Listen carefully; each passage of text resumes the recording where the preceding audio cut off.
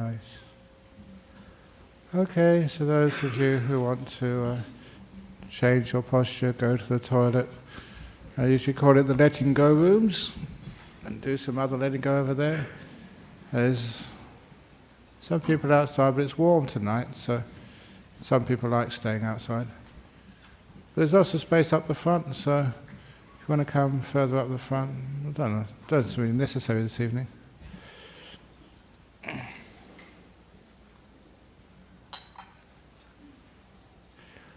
Okay, there's more people coming in, going out.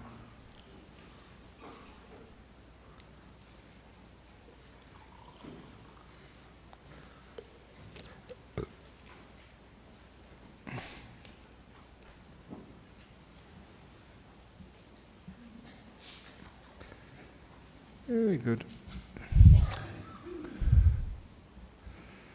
So I know that I speak so much, give so many talks. I just come back from a teaching tour in Thailand, and also again one night in Singapore. And every night of my life, it seems I give a talk, and there's only so many things you can talk about. So there always happens to be a little bit of repetition. But I found out on my trip overseas that this happens to everybody.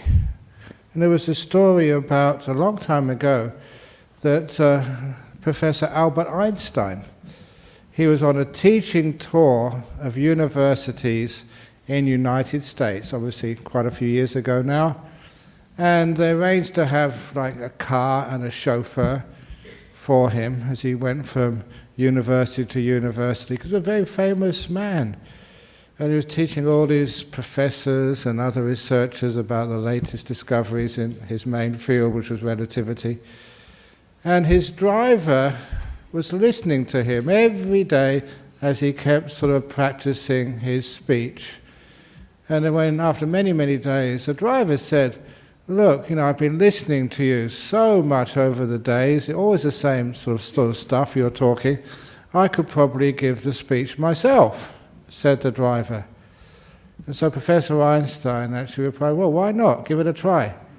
Just frizz up your hair a little bit, put on some glasses, and you probably look the same. They won't recognize, who's who." So that's what he did. The next university, Albert Einstein's driver gave the talk. And Albert Einstein just sat at the back, being the driver. And it was such a good talk that, because he'd been listening to it day after day, he got a standing ovation, the driver. Just like many of you, like Nicholas, how many times have you been coming to listen to my talks? I'm sure that you can go up here and give a talk and say, "Wow," just like Ajahn Brahm. They probably wouldn't know the difference if you put a pillow under your shirt and a brown robe. But, of course, these were professors, and they were very, very sharp. And one of them was a bit dubious, This didn't really look like Albert Einstein, even though it sounded like him. So the professor asked a question, a deep question on, special relativity, to see if this really was Professor Einstein. And the driver, imitating Einstein, said, "That is such a simple, easy question. It's so easy that my driver at the back could answer it. Come on, answer it." And of course the driver, which was really Professor Einstein, did. So I heard that little story on the way to Bangkok Airport. I thought I'd share it with you because it makes a lot of sense, because you have heard many of the stories before, but they're always very useful. And today's talk, again, while I was overseas, got an email about another person wanted to ask a question about a particular line in the sutras called the Dhammapada. So when you give this a title, because they looked on the internet, all these talks, has he ever talked about the first line of the Dhammapada, which is the mind is the forerunner of all things? So because he couldn't find it, I've talked about that before, but it's embedded in other talks, but this is just about the mind and how powerful it is, how it's a forerunner of all things. So when you give the title of the talk, please put first line of Dhammapada somewhere in the title so this gentleman can find it. And the reason I talk about this, because it's a central point of Buddhism, meditation, how powerful this mind actually is, and how when I go overseas, go anywhere, that even here, spend a lot of time just teaching how to train this mind, use its power for all sorts of different wonderful things in your life. You know, Buddhism had been meditating for such a long time, 2,500 years, so we've got the goods on meditation, on the nature of the mind, and how it works, and how you can use it, you know, to do really amazing things in your life. And of course now we have mindfulness, and so many people teach mindfulness even though they don't think a mind exists. There's a lot of hypocrisy there. No, the mind is just a byproduct of the brain. Your brain stops and your mind vanishes as well. So they know mindfulness, but they have no idea what the mind is, and they doubt its very existence. And so part of my job is actually to prove what your mind actually is. But what do we mean by the mind, first of all? Before we say the mind is the forerunner of all things. And of course, some of you who come here, you meet your friends, and they ask that question. Part of my job is to give you the answers, so when you go to see your friends, you can also explain what the mind is. And there's two little stories, or like stories and an exercise, which I like to give people so they understand exactly what this mind is. The first one, is how I ask people, are you happy or sad? So, are you happy or sad right now? Which one is it? Yeah, okay, well, you don't have to answer me, just answer yourself. So, no, never mind. So, are you happy or sad? What is it? And then the next thing I say is, point to that happiness for me. Or point to that sadness. Use your finger, where is it? And I'm not going to do this demonstration, I'm going to get bored with doing my demonstrations because people just put their fingers all over the place. So you can't locate happiness, sadness, love. When you feel love for something, where actually is it? Where's it located? Is it in the object, maybe a little kid, a baby? Is it inside your heart? What happens if you have a heart transplant? Where does that love go then? So a lot of times we cannot locate it in space. And it's certainly not in your brain. If you feel anger, is it your brain angry? If you feel this beautiful compassion or inspiration, can you really locate it in your brain? And of course not. Because things like the emotions, thoughts, fantasies, they are the stuff which belongs to the mind. In the same way that, how do you know what a garden is? A garden has trees and flowers and grass and benches. It's very different than a shopping mall. A shopping mall because it's got Coles and Woolies and all these other little shops. That's about as much as I know about a shopping mall because I don't go in there very often. But, a shopping mall, put all the shops in there. The garden because of all the flowers and the trees and the bushes and the grass in there. You know a thing by what lives in it. So where you find love, kindness, anger, fear, that is what we mean by the mind. So you know it by its contents. Now, where does it live? You can find where the flower is, then you find where the garden is. You find where the tree is, that's where the garden is. You find out where Coles is, that's a shopping centre. This is where you find out where the mind is. And you can't locate it in space. And the greatest argument I've got there, you have heard it before, that friend of mine whose daughter, grade 1, 6 years of age, in a school, could have been 5, in a school, teacher asks the question, what's the biggest thing in the world? Kid puts up her hand, the biggest thing in the world is my daddy. Next kid, no, elephant. Next kid, mountain. Daughter of my friend from Cambridge years ago, my eye is the biggest thing in the world.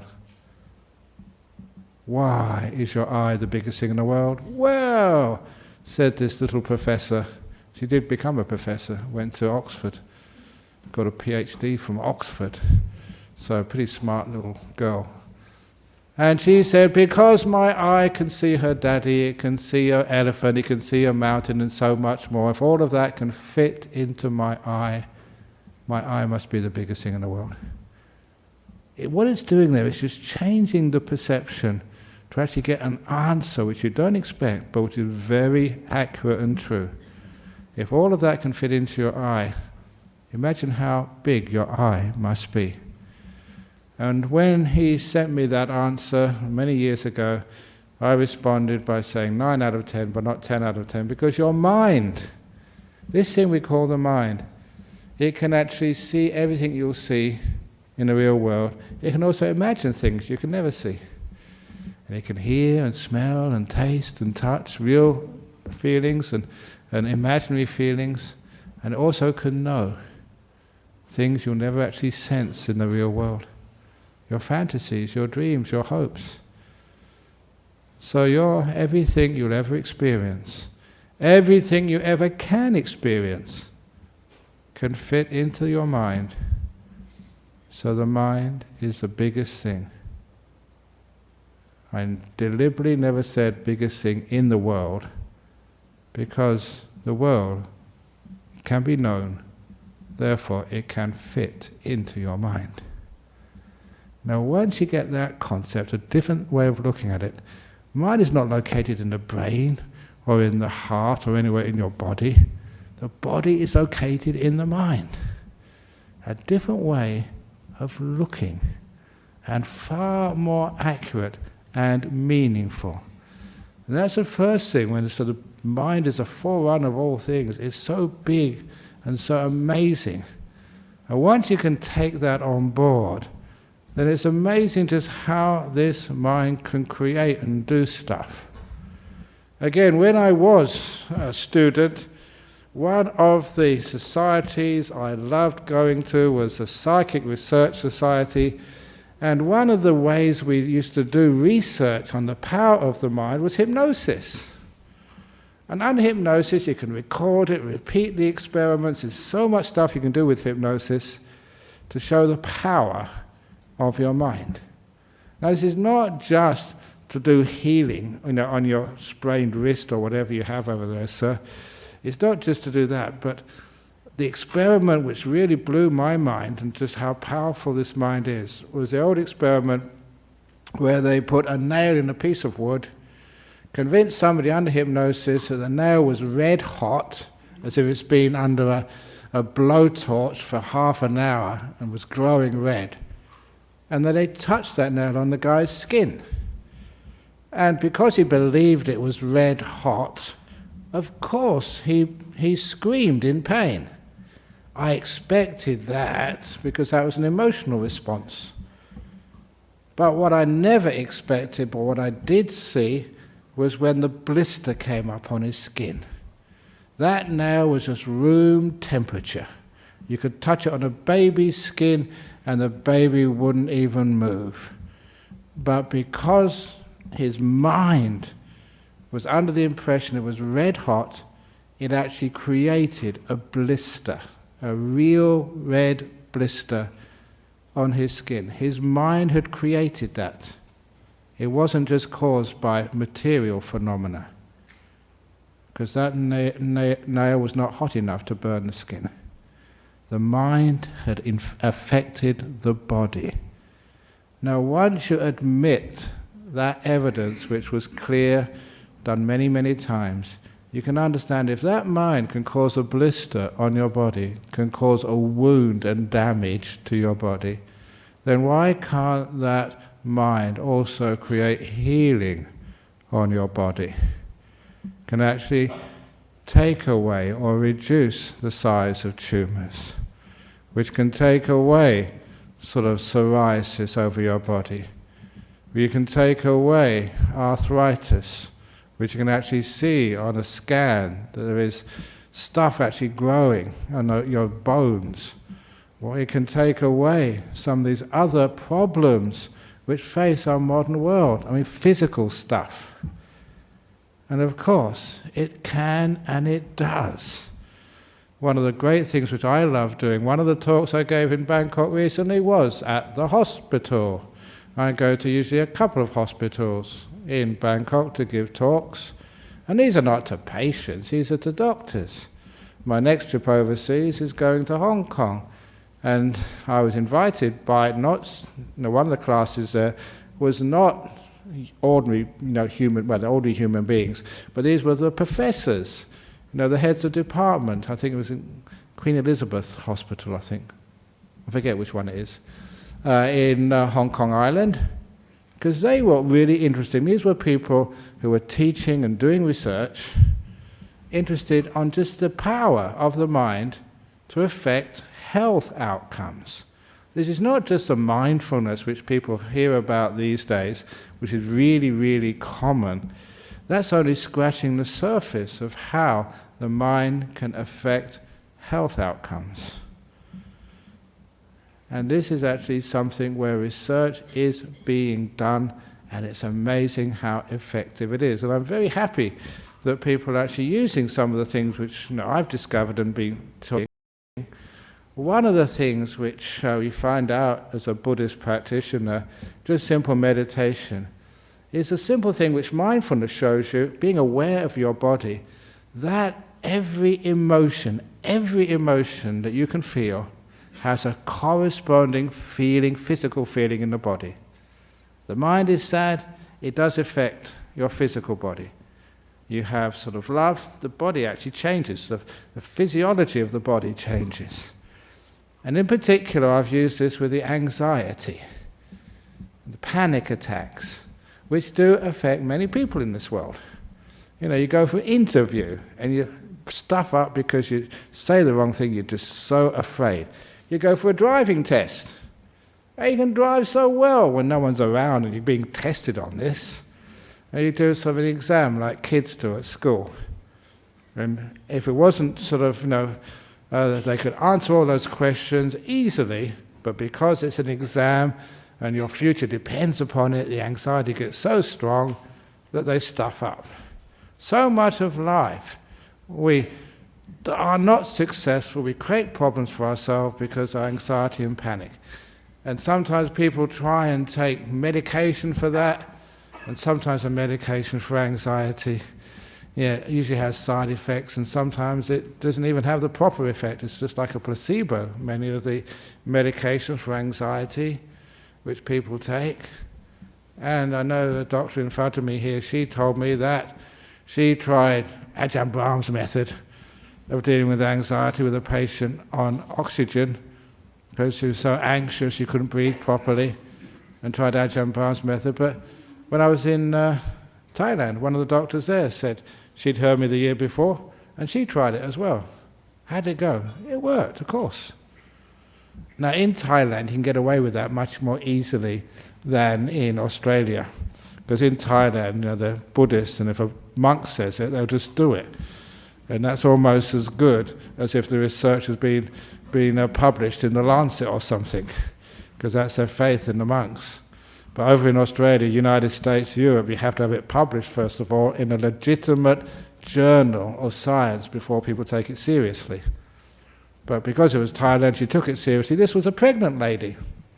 This pregnant lady had great anxiety, and so came into the hospital, oxygen mask, couldn't breathe properly.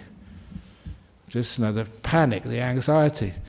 And the teaching was very clear. You can test this out for yourself. You can know it for yourself. Every emotion you experience in your mind has a corresponding physical manifestation in your body somewhere. And all you need to do is to recognize and to make that link. Anxiety, how it feels in the body. Sort of love, and how that feels in the body. Anger, what part of the body tenses up? You can actually feel that, you get to know that, you get to really know that and recognize this is an emotion here, in your mind, emotion, and then where it feels in the body and how it feels. And you can distinguish the different types of feelings to the different emotions. It's not all the feelings are the same. When I first went to Thailand, all the Thais looked the same. When you go to any country, all the Westerners look the same. They've all got big noses. That's what I was told. But they're not the same. After a while, you recognize the different people, who's what. You go to the monastery, all the monks look the same. But after a while, you can recognize who's who. Just with more awareness, more experience, you can recognize the different feelings in your body, the different manifestations of the emotions. And once you can actually connect them, to control, to work with the emotions in the mind, work with their physical counterparts. And I've said this before, you can get on the talks about anxiety, panic attacks. To do the panic attack or the anxiety, like this lady who had some anxiety to do with her pregnancy, on oxygen when she came into the hospital, this doctor, she never gave her medication, straight to Ajahn Brahm's method, first of all. Find out, feel how you're feeling in the body, where that pain is, where that tension is, and just be kind to it, massage it. Massaging the body is a great way to relax the body. You can try what I was teaching earlier with meditation, to relax it directly by feeling it and by letting it go. But kindness, any sort of stroking it, massaging it, hugging it, that actually released a physical counterpart to anxiety. And once a physical counterpart vanished, then the connecting emotion also vanishes. Such an easy thing to do. And of course it worked, so that patient never needed to take medication, because some of these medications, especially if you're pregnant, maybe that might affect the fetus or the baby. I'm not quite sure, I'm not a doctor, but people say that when you've got another being in your womb, you have to be very, very careful of what you take in your mouth, because that affects not only you, but the little being in your womb. You may be able to enjoy it, but that is a very, very sensitive being inside. Maybe that medication may really harm them. So this is a totally safe way just to stroke that area, relieve the physical counterpart, and the emotion goes as well. Brilliant way of, without any side effects, of dealing with the emotions. And the theory behind it, the underlying principle is your mind does affect the body. And the body, in return, affects the mind. This is actually how you can learn how to manipulate these things. So, that way, many of the emotions which really affect people, like depression. Where do you feel depression in your body? If you've got very deep depression, sometimes you're just so depressed, you haven't got the energy, you don't care enough to do any investigation. But moderate depressions, where do you feel it in your body? How does your body feel? Forget about the emotional part for the moment. Find out what the body feels. And how you can actually overcome that bodily feeling, lessen it, and with it the depression lessens as well. Knowing how the mind and the body work together. So there's many things like that which we can do, but also just how the mind can affect the body, especially if the mind becomes negative. Especially, I'm going to die, it's going to get worse. Or one of the things which I was telling doctors, please never do this. When the doctor tells the patient, it's going to hurt. Because when I used to watch movies, that's what they used to say in movies. Before they tortured someone, just the bad guys would say, you're going to wish you were never born. Whatever torture implement they have, they wave it in front of people's face first of all. Because it's the mind stuff hurts more than the physical stuff. So, you get people afraid and it hurts more. You don't get into fear, and pain is easy. One of the people here, I'm not sure if she stayed for the talk, she came, her father-in-law passed away recently. She's pregnant, 3 weeks, she said she's going to give birth. And she said she won't give birth at the funeral. I hope she doesn't give birth in the Buddhist society here. We've never actually had that yet, people giving birth during one of my talks. But I give so many talks, it's going to happen one day. That'd be really cool, wouldn't it? Giving birth, listen to a Dhamma talk. Anyway, this is also the case that A long time ago, people used to say that, oh, the doctor said it's going to be painful here and painful here, and even they call it labour pains. Such a bad attitude. Don't call it labour pains, call it labour energies, labour force. And then when you actually don't mention pain, because it's pain, ooh, I don't like pain, it's going to sort of hurt. You don't mention pain, then actually just it feels a totally different experience. It happened to me many times, I'm sure it's happened to you. I remember once, as a monk in Thailand, we would go barefoot.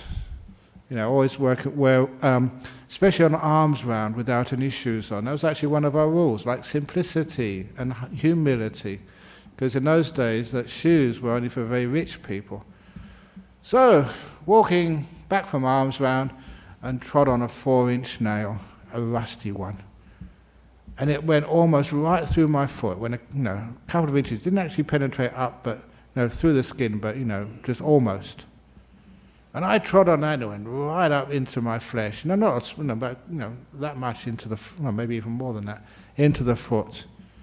And I looked at it, and I was trod on a nail.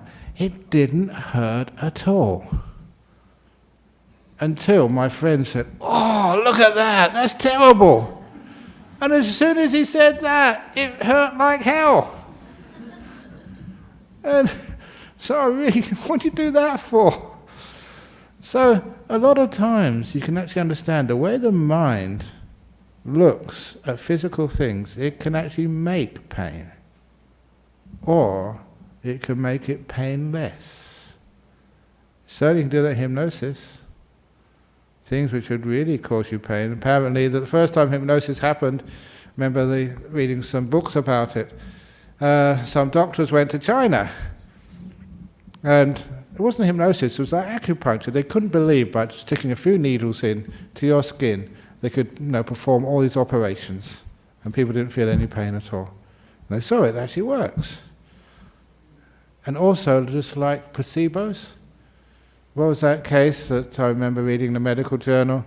That people with bad knees, really sort of problems in their knees, that they put them under anaesthetic, and all they did was actually make an incision on their skin, sew it up again afterwards, and they lied to them. They said, "Oh, your operation was very successful." And because they thought an operation had been done, they could see the scar or the bandages on them, and they thought they'd had a full operation, and they recovered. It was as effective as actually doing the real operation. Why? Because they believed. The mind actually interfered and said, "You have been healed," and you were healed. The mind is very powerful there.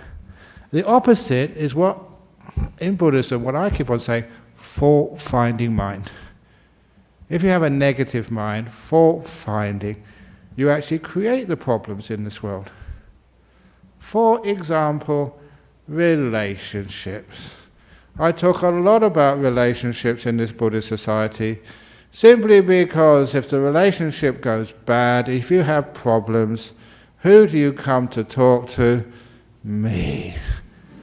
And I just want an easy life. So on a Friday night in front of everybody, teach you how to have good relationships, so you can leave me alone and I can go to bed early. I've just come in from Bangkok and I'm tired, so I want to rest. So teach it now, get it together, and then it gives me an easy life, and you an easy life. Yeah, okay, I mean, it is not really cruel and heartless to marriage counsellors. I do them out of a job.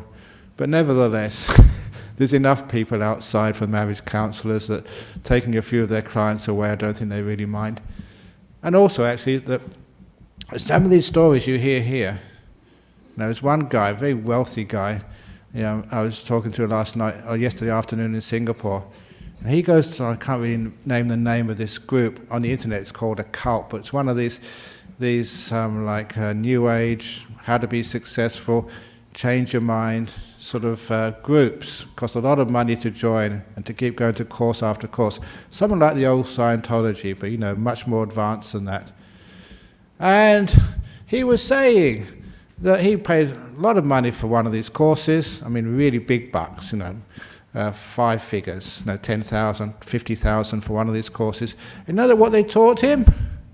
They taught him, if you're going on a walk in a forest with your partner and you hear a sound, quack, quack, and your partner says it's a chicken, and you say it's a duck. He said, I've heard you say that so often before, and now these guys are doing and charging $50,000 for that. Ugh. At least I should get 10%, or the Buddhist Society get 10%, or 5% for monastery, 5% for the Buddhist. That's what they're doing. So a lot of these things, which as a monk you learnt, you found out, and you explained to people, is used in incredible different ways. But at least it's being used, it's helped people, and rich people need to pay for it. Otherwise, if they don't pay for it, they think it's worthless. It happens so many times that people come here. Well, they don't come here, they actually call up first of all. That old story, absolutely true, it happened. Call you up. Here you teach meditation. Yes, I teach meditation. I'm a very well-known meditation teacher now. I teach meditation to monks in Sri Lanka. Teach teachers. And I said, do you teach meditation, Ajahn Brahm? Yeah, I teach meditation. How much do you charge? You can come in Saturday afternoon, teach meditation. How much do I charge? The Buddhist Society charge. Charge nothing. And so this woman said, you can't be any good then, and hung up.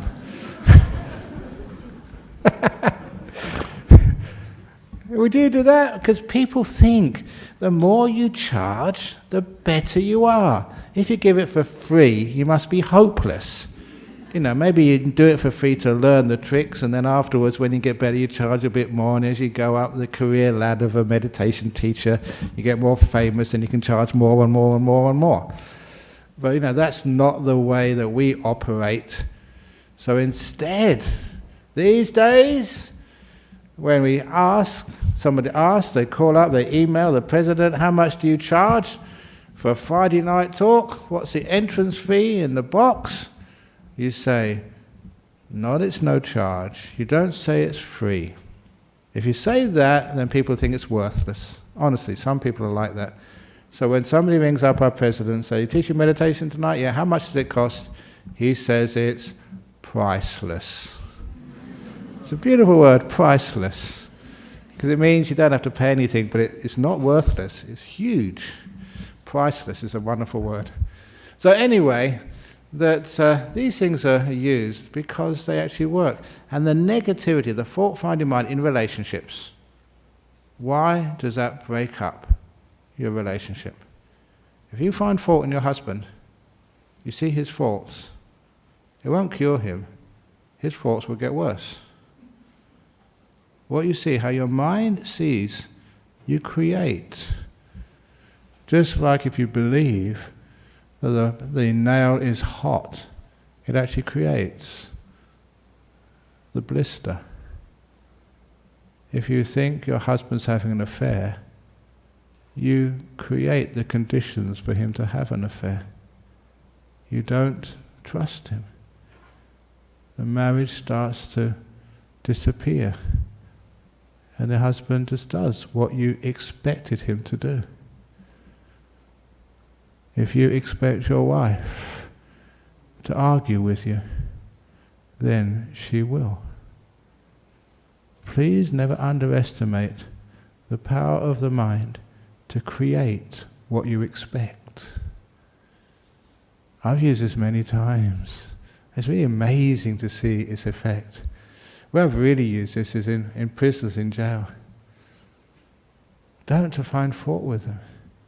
If you find fault with them, they're murderers, they're rapists, and judge them like that, they will murder more people when they're released. Rape more. That's what you expect. Instead, you don't expect that. You have a positive mind. One of the places I learned this, and this is so important in our education system, why is it that we judge kids at school? I'm a bit radical there. When I was in Singapore, where the most stressful education system I've come across in the world. So I was telling all the parents, I say tell the kids first of all, just last night, I told the kids, listen to me. If you pass your exams, you will have to do another one next year. You don't get out, you don't escape. But if you fail an exam, then you're free. You don't have to take any more. So do you get the message? Failure means freedom. Success means you have another stressful year in the next layer of education. Is that what you really want? And the kids say, "Ah, that's a good point." And the parents say, "Shut up, Ajahn Brahm, don't say that." Isn't it true? And anyway, just getting degrees, is that going to really help you in your life? And I gave all the list of people who got thrown out of university or just dropped out. Einstein, Steve Jobs, Michael Dell, and you probably can give lots more people who never finished degrees and they were highly successful. So look at me, I've actually passed my degree. Look why I ended up penniless. But anyhow, yeah, if you can do it, great, but you don't have to do it. But what I learned when I became, the only reason I became a school teacher, because my girlfriend was up at Durham University, so that's the only reason to go up there to do something. So I became a school teacher for 1 year, but when I was studying education, that's where they had educational psychologists. Marvelous experiment. I have to say it in brief, because many of you have heard it before. This really just blew me away. Real experiment, 2 classes of children, same year, maybe year 8 or 9, not an important year. So they got permission to do an experiment, 2 classes of the same year. About 30 kids in each class, a long time ago. Gave them an exam at the end of the year, so they can see how to grade them for next year. And of those 60 kids, the kids who came first, 4th and 5th, 8th and 9th, 12th and 13th, 16th and 17th, they went in one class. The kids who came 2nd and 3rd, 6th and 9th, 6th and 7th, 10th and 11th, 14th and 15th, they went in the other class. Split as equally as they possibly could. And the principal, there's only 2 psychiatrists or psychologists in on the experiment. Only 3 people who knew what was going on. The principal and the 2 psychologists. And they tried to choose teachers, equal ability. Even they went as far as classrooms with equal facilities. They went out of their way to extreme lengths to make the facilities as equal as possible. They never told the kids or the parents the results. All they did was say, your kid next year is in class A and your kid is in class B. The 2 classes, as equal as you possibly could make it, based on the end of the year exams, were split into class A and class B.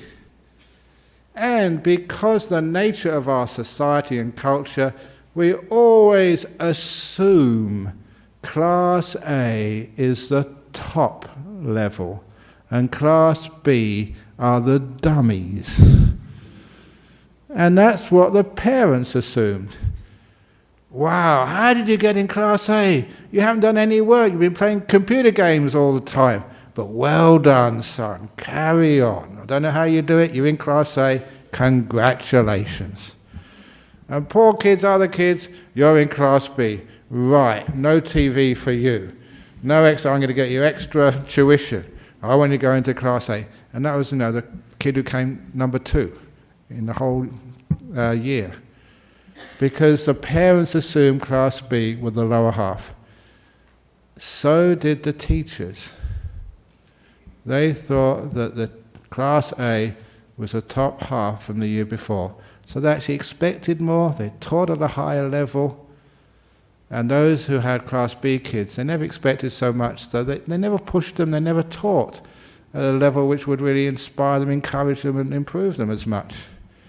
And of course the kids themselves thought they were class B kids or class A kids. They weren't, totally equal. But 1 year later, and the results were published. End of year exam.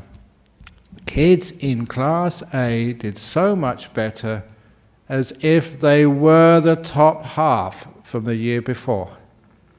They literally became Class A kids.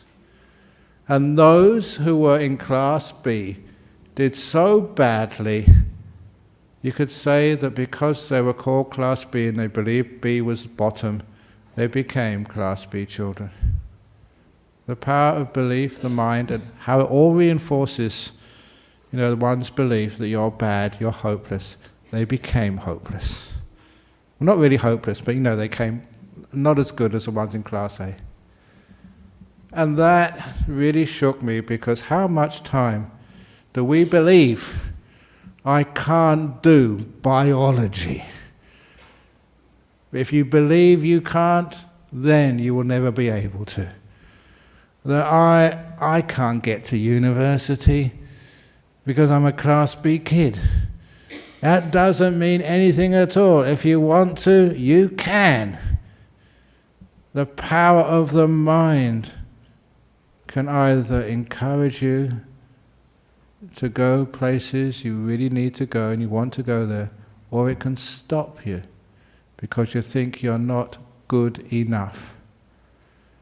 There's one of my monks, I won't say who he is, he told me that when he was a young guy at school, he did a bad term at school, and his grandfather came up to him and said, "You're a stupid kid, you're a stupid kid." He was Vietnamese Australian. Stupid kid, stupid kid. And he told me he thought that was true. And that was the one time which stopped his education. He's a very brilliant man. You see him do anything I ask him to do, whether it's just doing some building work or just doing carpentry. He's just brilliant. But because his grandfather, who he really looked up to and was, had authority, said he was stupid, he actually believed that and he became stupid. I don't think he even passed grade 12. I'm not sure, but he just certainly never went to university because he thought he couldn't do it. The power of the mind. The mind is first. If you say you can, meditation. I have a huge amount of work to do to convince people, yes, you can meditate. If you believe you can't, then that's it. If you believe, no, I'm going to fall asleep, I'm hopeless, I think too much, I can't stop thinking. I've got to somehow convince you, you can stop thinking. And if you haven't heard this before, it's a very simple thing to prove that you can stop thinking and be perfectly aware. Listen to your mind as I am speaking. In those spaces, what was happening in your mind? You were aware. There it was again, but not thinking until the mobile phone went off. That's enough. We got it. Can you experience? Yeah, I can be silent and aware without thinking. That changes so much that now you know it can be done. That big blockage when the mind is fault-finding, negative, I can't do this. That's why when a doctor says, you're sick, 3 months to live, 1 month to live, there's no cure. Sometimes, if I hadn't got all my precepts, I would hit that doctor. But a lot of times they don't say that. They say, well, maybe. One of my favorite doctors, I never met him, he's probably dead now because I got this story from a doctor disciple in Sydney, maybe about 20 years ago, 25 years ago. He was a professor at the medical school, the head honcho in Sydney somewhere. I think it was Royal Prince Alfred Hospital. And this doctor, he said, when he went to medical school, The first lecture, the welcoming address by the professor, the head of the whole medical school, was memorable in its honesty. This professor who was this was last year, about to retire, said, 50% of what we're going to teach you in the next 4 years is wrong. My problem is I don't know which 50% it is. That is a scientist. That is medicine. That is a health professional who knows that science, knowledge, ideas are always work in progress, never ever finished. Just like all these upgrades of the roads, it's never finished. They close one portion of the road to upgrade it, and then they finish that and another portion is upgraded. Never finished. Just like Bodhinyana Monastery or Dhammapada Monastery, never finished. Always upgrading our Buddhist society, always needing more help, more people, more help for the AGM. Those of you who are having a difficult time in life, in Buddhism, the only reason you have difficult times in life with relationships, with work, with money, or just general, things aren't going right, it's always because you don't have enough good karma. So if you want to make some good karma, come to the AGM. If you have a difficult week afterwards, don't blame me. I gave you a warning. Making good karma. No, whatever. But anyway, that negativity in the mind, it can create. You look at your wife, you look at your husband with a negative mind, and that's what you see. You look at kids with a negative mind, and they live up to that. So if you look at your wife and you're a class B wife, if that's how you think, that is what she becomes. And those of you with kids, for goodness sake, encourage your kids, lift them up.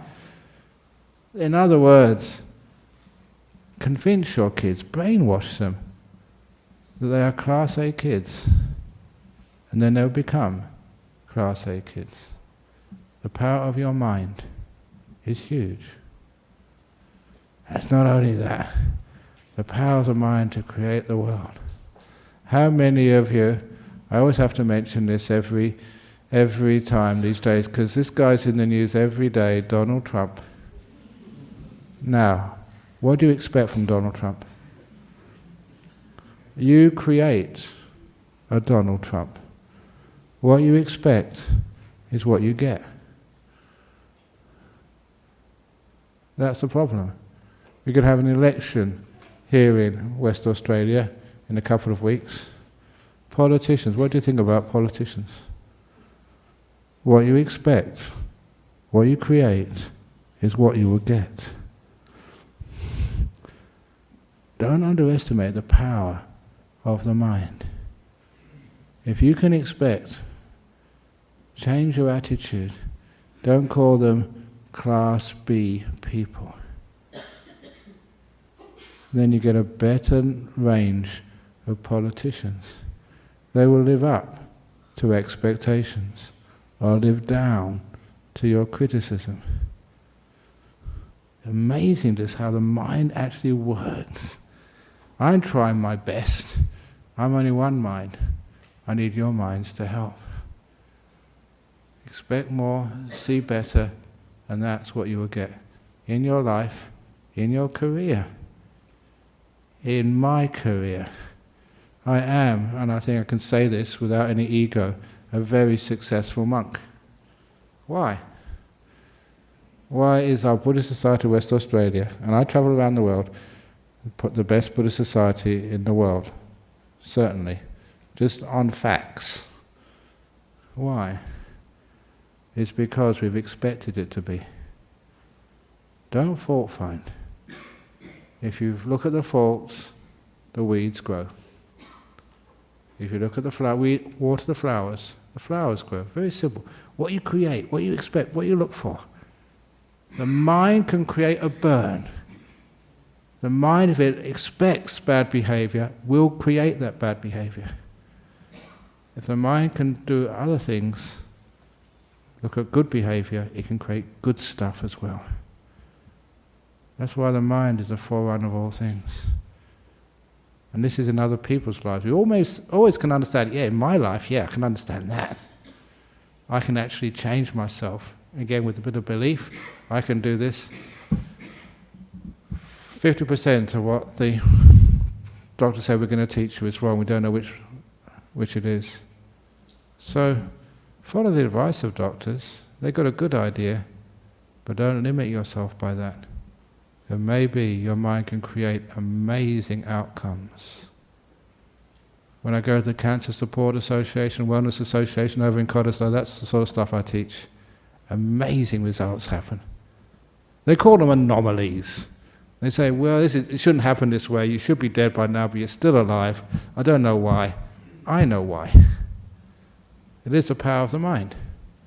Mind is the forerunner of all things. It's huge. Never, ever underestimate that. Football teams, Fremantle Dockers or West Coast Eagles. This is our local Australia Football League teams. Why do one team win, another team lose? They have sports psychologists. People who actually say that you believe that you're going to win. You can create stuff. And they do win. That's the difference. They've got the same skills, but there's something else which is really important. That power of the mind to create success, to create health, to create harmony, to create sort of a beautiful partner. You create them. Can be done. I've created, I helped create with many others, a beautiful committee last year. Create beautiful monks, beautiful nuns. Do you like our monks and nuns? Some of them are just, I get all these, we send a couple over to Melbourne, 3 actually, and because I travel around a lot, I get all these praises. Wow, your monks are so great. Can they please stay there? Can we have some more?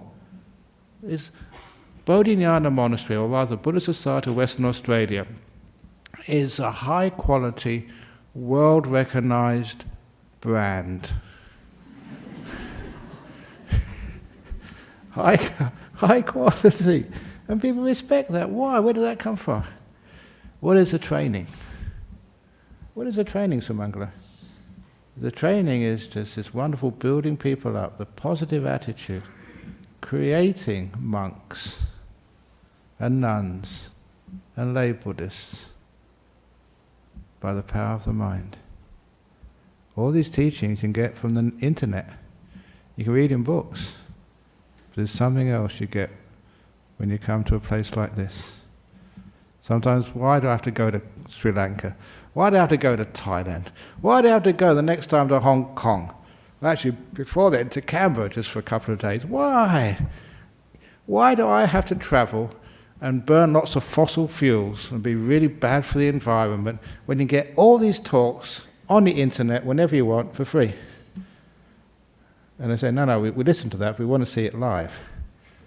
What do you mean live? What's the difference? Maybe we can get virtual reality next time. So, people can put the goggles on and they don't have to travel anywhere. But no, there's something else that happens. Because somehow you can't transmit the mind over the internet. You have to be right in front of a person for that to work. And that's amazing, the sort of stuff which I've seen happen. And the amazing stuff, the psychic stuff. Sometimes people don't believe that, but I've seen it. It works. Where does it come from? There's mind power. People believe that doesn't exist. They're missing out. So, this is what we teach. This is what we train as. This is how we encourage people. And you can feel it for yourself. In your health, emotional health, physical health, in your life, your career, your relationships, and just generally understanding just how easy it is to be happy, to meditate, to be still, if you can train the power of the mind. One last bit of teaching. And remembered this because I went to an old friend, we're talking about Ajahn Chah's life, because he was translating Ajahn Chah's biography. And one of the teachings which we talked about, famous teaching, but powerful. If you want to be strong and healthy physically, exercise. But if you want to have a strong mind, keep it still. That was an Ajahn Chah teaching. Wow, I remember that. If you want to have a strong mind, meditate, keep it still. If you want to overcome dementia, it comes from a weak, worn-out mind. Keep it still, keep it powerful. And then you can actually make use of the power of the mind. We are just like weaklings with weak muscles in our mind. However, you meditate, you train your mind to be incredibly strong. The mind is a forerunner of all things. First verse of the Dhammapada, strengthen it. And it's amazing the power and the success you have in your health, mental, physical, and your inner happiness. Thank you for listening. Very good. If you feel like clapping, you can clap, but do it properly. Very good. Okay, so now we have some questions from all over the world. A couple of weeks ago, did we actually find out the guy from Yemen, Mohammed, if it was real? Ukraine, Germany and India this evening. From Ukraine, does a tranquil mind result in a healthy body? Yes. Still mind becomes a very strong mind.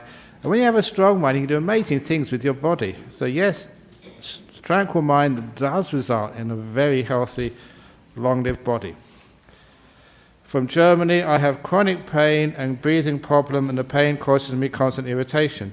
I can only meditate while lying down because I have no energy. In meditation, I can ease my ailments, but I can't get enough energy and peace to go into deep meditation. What should I do? Can I heal myself? Yes, you can. Your mind is incredibly powerful.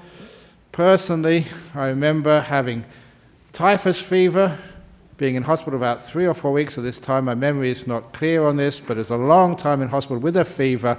I had absolutely no energy at all. In the old days, wards with a line of beds, 6 beds on either side of the long corridor. The toilet was at the end of the corridor. No bedpans, 1 nurse who wouldn't actually help anybody. So to get to the toilet, and that was an expert. It was like climbing Mount Everest. I would get up and hold on to the rails of the bed, steady myself, and lurch, like fall to the next bed, and grab those rails, and wait another 2 or 3 minutes before I had the energy to go to the next bed. I didn't have good karma. The monks with the best karma had their beds next to the toilet. Mine was about 5 beds away. So when I got to that toilet, I sat on there for a long time. I'm not going to do that too many times a day. But in that deep exhaustion, I was laying down, and I was a bit depressed, but I rebel. I'm a very rebellious monk, actually. So I say, anyone says it can't be done, I say, why not? So I was laying down there feeling terrible, and I thought, I'm going to meditate. And I got this incredibly deep meditation. And that was just so blissful when you got an aching, tired, body which has been sick for 3 or 4 weeks with fever, was 40 years ago, and then to get into a deep meditation, leave your body, and wow, that was just so nice. Because I was comparing to what was happening afterwards. So you could do that. And I wish I'd have been more attentive, because I was just learning the tricks of the trade. Probably pretty sure that that was the time when the fever broke. So yes, you can heal yourself. You can. Do it. You can get deep meditation, lying down, no matter how sick you are. Go for it. But do it correctly. Go into it. Always inside, inside, inside. And don't fight. And then it works. Meditation question, how can I keep the balance of my head and protect it from drooping down when my body is relaxed? Because after a point my neck starts to be in pain and disturbs my meditation. Okay, one thing you can do is to tie a string around your head and tie it to the back of the wall or something, put a nail in the wall so you can tie your head so it doesn't droop down further, but actually that's a bit sort of stupid. The main thing is just let it happen, let it be. If you're drooping, it means you're tired, you're exhausted, so sleep more. When you do go to bed, sleep efficiently, so you don't worry about the past and the future. So you spend about an hour or 2 hours just trying to get to sleep. What a waste. You don't have that time anymore to spend going to sleep. You want to hit the sack and go to sleep pretty quickly. You haven't got enough time to do it properly. Learn how to sleep efficiently. For goodness sake, don't waste time. And once you can go to sleep efficiently, you can sleep more time to sleep. During the daytime, just don't think too much, don't worry too much, because that tires you out. So that when your body is not so exhausted, it may be a little bit of tiredness, but not that too long, and it will just straighten itself up. Sign like exhaustion. It drops down too much. Your body's relaxed, but it is not energized. So if you can prepare, always remember meditation doesn't start when you close your eyes. It starts, the day before, just this day.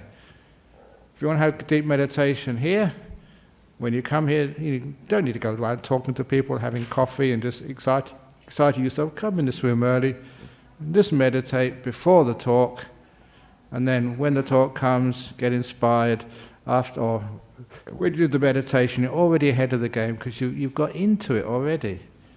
And you overcome a lot of the tiredness.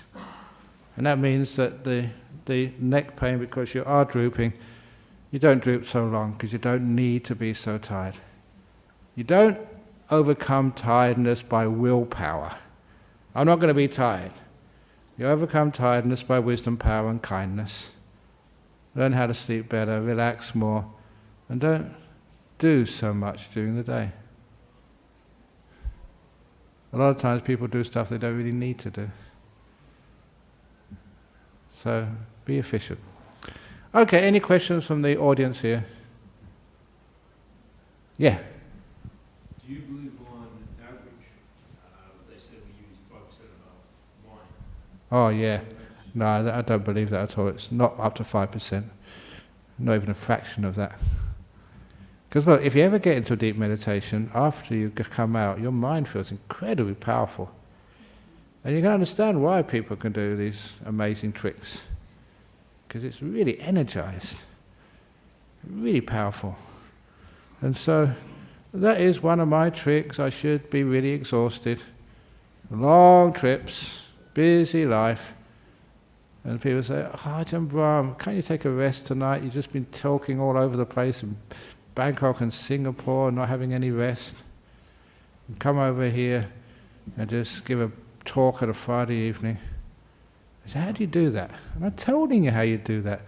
Meditate, get your mind really peaceful, get the energy coming out, power coming out. You feel incredible energy. That's how I work. I've learned that trick. You can learn that trick. You can be far more productive than whatever career you do. All the negativity, that burns energy uselessly. I'm never, you know me a long time, many of you, I'm not negative. And because I'm not negative, I preserve my energy. Getting angry at others burns so much energy. You haven't got that to waste. So, positive, peaceful, kind. Whoa, you're energized. Okay, thanks for those questions. So, really, okay.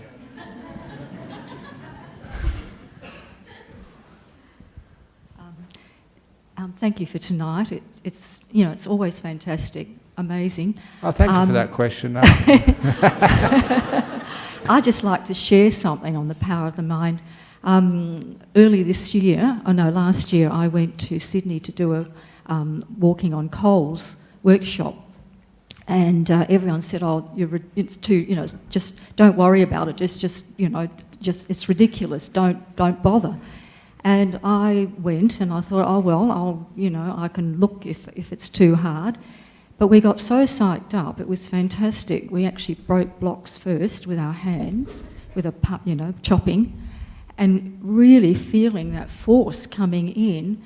And then when we walked the coals, quite a long distance, maybe from here to you, I just floated across. And I thought, it can't be the real thing, because it was just so, just so enjoyable. But quite a few people got burnt. They actually had blisters on their feet. So it was proof that that was really hot, boiling hot, red hot. So, and it was just such a wonderful experience at 69 to actually feel that, I still have that power to be able to do things like that. Okay. So thank you. There we go. So you can try that. Maybe not walk on coals, but walk in Coles supermarket. Sorry, I had to tell a joke. It's my nature. I can't resist it.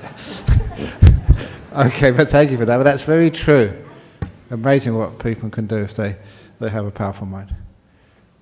Okay, so here we go. Let's go and pay respect to Buddha Dhamma Sangha.